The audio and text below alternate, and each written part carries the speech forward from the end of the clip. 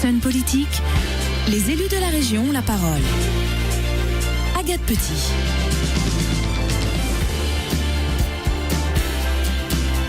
Maire UMP de Saint-Gildas-des-Bois. Bonjour André Triard. Bonjour Agathe Petit. Sénateur sans doute ravi, 188 sièges dont 147 rien que pour l'UMP. La droite a repris le Sénat hier, alors petit bémol tout de même. Le Front National y a fait son entrée. Tout ça pour vous, c'est la suite logique des élections municipales ?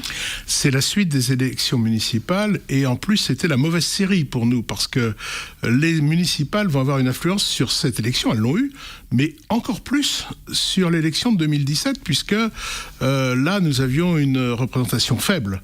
Je vais vous donner un exemple. Les départements d'Île-de-France, dans lesquels nous connaissons la composition politique des conseils municipaux, nous avons une certitude, la gauche perdra un sénateur par département d'Île-de-France, c'est-à-dire 8.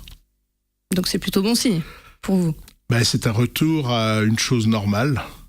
On ne peut pas agresser librement l'ensemble de la population catégorie par catégorie et gagner des élections. On parle beaucoup en ce moment de rajeunissement de la classe politique. Le 15 septembre, Mediapart faisait état de détournements de fonds estimés à 200 000 € au sein de la Chambre haute, détournements dont auraient profité certains sénateurs de droite, dont M. Raffarin, qui brigue d'ailleurs la présidence du Sénat. Alors, deux questions. Étiez-vous au courant ? Et deuxième question, plus simplement, à quoi sert le Sénat aujourd'hui ? Alors, je n'étais pas du tout au courant et je n'ai pas reçu le moindre centime sur cette somme qui ne me concernait pas. Je crois en plus qu'elle avait une origine assez marquée de gens issus des mouvements centristes. À quoi sert le Sénat ? Il sert à compléter, à modifier, à rendre lisible, à rendre utilisable des textes qui quelquefois sont votés un peu rapidement par l'Assemblée. Il sert à mettre un peu de technique et de chair sur des textes qui sont parfois un peu elliptiques.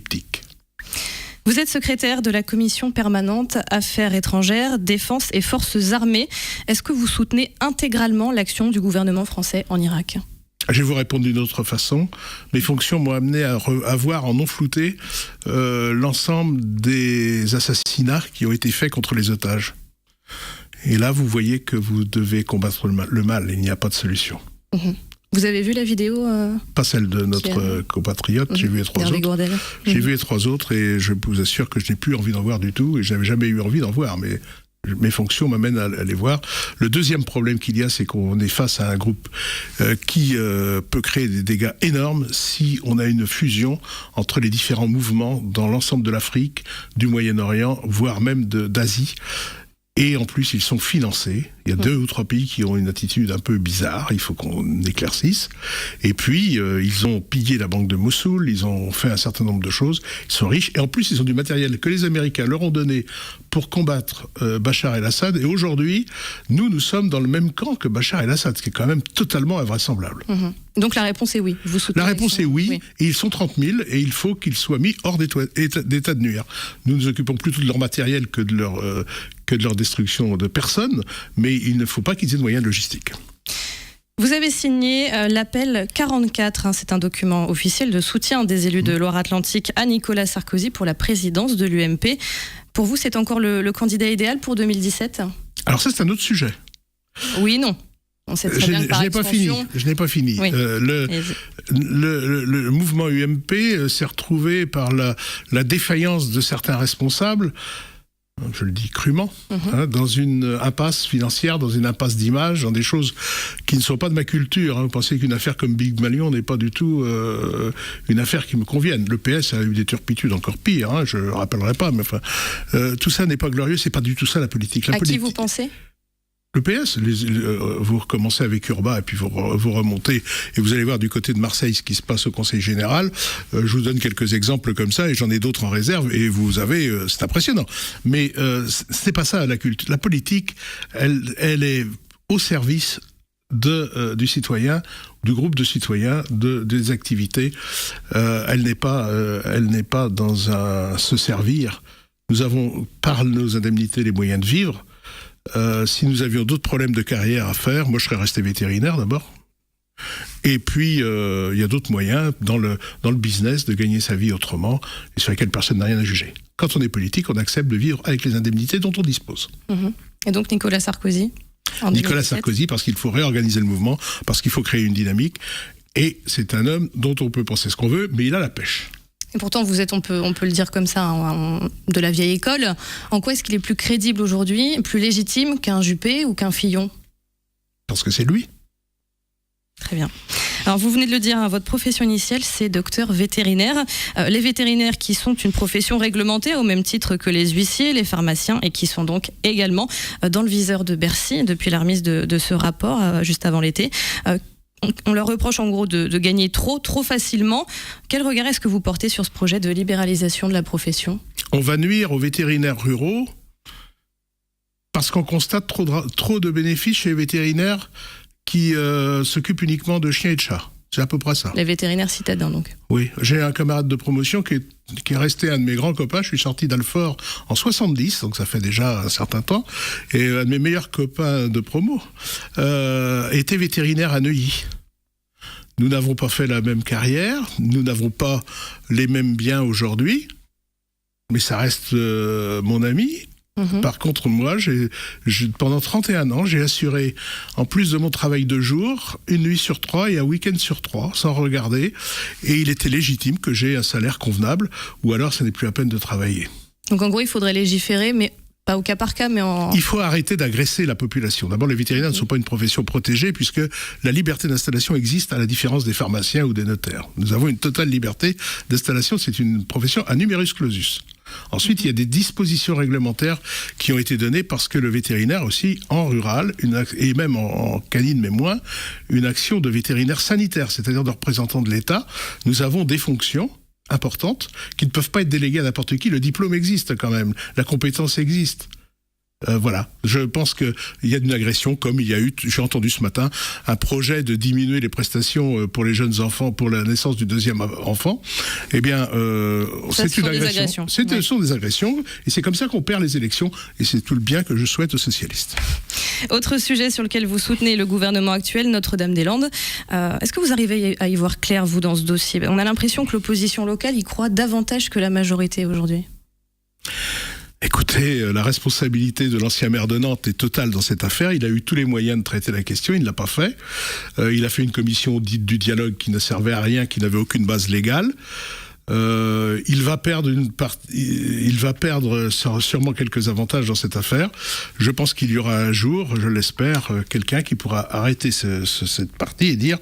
On fait un aéroport à Notre-Dame-des-Landes, parce que je rappelle quand même qu'on est en train de discuter, c'est comme si on était en train de discuter aujourd'hui de la construction de la Tour Eiffel. Le marché a été attribué, la concession a été attribuée il y a déjà 4 ans. Pendant ce temps-là, des indemnités tombent tous les jours pour l'opérateur, et il y a encore une grosse indemnité à prévoir, ça suffit. Pour ce qui vous concerne, vous, en tant qu'élu de Saint-Gildas-des-Bois, la ville s'en trouverait forcément mieux desservie. C'est ça aussi l'enjeu pour vous ? Plus d'accessibilité, plus de visibilité. Non, c'est pas du tout. Je suis ancien président du Conseil général, donc je connais le sujet parce que je suis natif d'Éric, qui est juste à côté, et c'est une évidence que cette zone est possible. En tout cas, ce qui est une évidence pour moi, c'est que Nantes Atlantique n'est plus possible. Les free parties, aussi appelées anciennement les rave parties, la dernière a réuni quelques 300 personnes il y a 15 jours de cela, à 2 km au nord de Saint-Gildas. Alors on ne vous a pas trop entendu sur ce sujet. Est-ce que c'est parce que vous n'y êtes pas farouchement opposé finalement ? Je suis allé déposer plainte à la gendarmerie tout de même. Tout de même.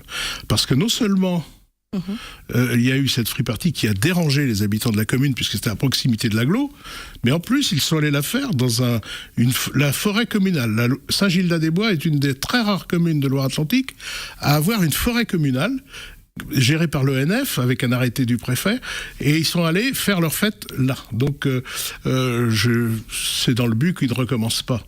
Je ne suis pas hostile à ce que les jeunes s'amusent, je suis hostile aux dégradations. Il n'y a pas eu grand-chose comme dégradation. Pas grand-chose. Oui, d'accord. Pas grand-chose. Mais globalement, vous vous êtes quand même opposé à ce genre d'événement. Comment est-ce qu'on peut éviter justement je suis opposé à ces événements parce que c'est un lieu où circulent un certain nombre de substances illicites en particulier, et que je ne crois pas que ce soit une très bonne chose de créer des lieux de fixation de ces consommations trop importants.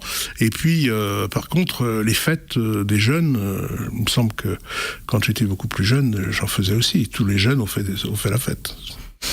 Éradication de la Jussie, cette plante invasive qui a colonisé une grande partie du parc de la Brière. Vous avez été l'un des instigateurs du pacte local de lutte contre la Jussie, validé en février dernier. Alors quels résultats, quelles avancées, si on peut dire ça comme ça, 6 mois après ? Il n'y a pas grand-chose. Pas grand-chose. Pas grand-chose. Il doit y avoir une recherche plus aboutie. Il y avait une phase de recherche dans ce pacte local. Oui, mais qui n'a pas fonctionné très bien. Enfin, ce sont les produits à base de sel. En plus, c'est dangereux parce que les animaux, les bovins, les animaux qui sont en pâture peuvent en souffrir. Mais il y a en réalité un problème de trouver le bon produit. Et maintenant, la Jussie n'est pas que dans les ruisseaux, elle est sur les champs et elle peut faire disparaître la Brière. On est à combien de milliers d'hectares touchés aujourd'hui ? On était à 4000 en début d'année. Oui, il y en a sur les marais de l'Isaac, il y en a un peu partout. Et donc, on risque de perdre toutes les caractéristiques de nos territoires. Non seulement c'est invasif, mais ça met une couche de saleté sur tout. Ça détruit tout l'écosystème dessous. Et là-dessus, est-ce que vous comptez interpeller de nouveau le ministre de l'Agriculture ? Ou peut-être Madame Royal, la ministre de l'Environnement ? Ouais, le problème, c'est qu'il faut trouver des molécules utilisables de façon raisonnable et raisonnée, efficace, non toxique.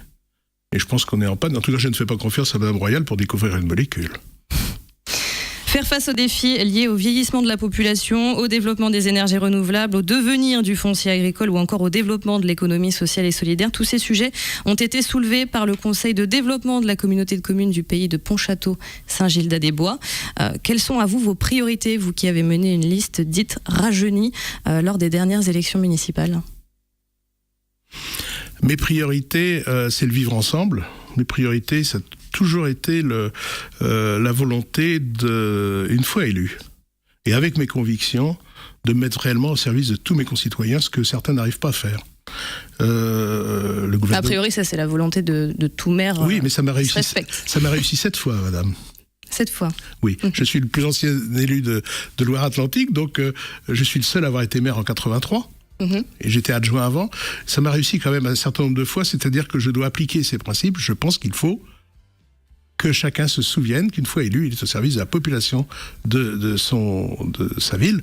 Et le vivre ensemble est essentiel. Et nous parlions aux personnes âgées. La dernière réalisation, qui va être inaugurée dans 2 ou 3 semaines, je crois que c'est le 12 ou le 14 plutôt, c'est une résidence pour des logements locatifs HLM pour des personnes âgées qui se situent à quelques mètres de 2 maisons de retraite, de 2 EHPAD, et qui permettront à des gens qui ont besoin de quelques services d'accéder à bas prix à ces services. Merci beaucoup André Triard. L'intégralité de cette interview sera disponible sur notre site internet www.lesonunique.com. La semaine prochaine, je recevrai Bertrand Affilé, le maire de Saint-Herblain. Je vous remercie.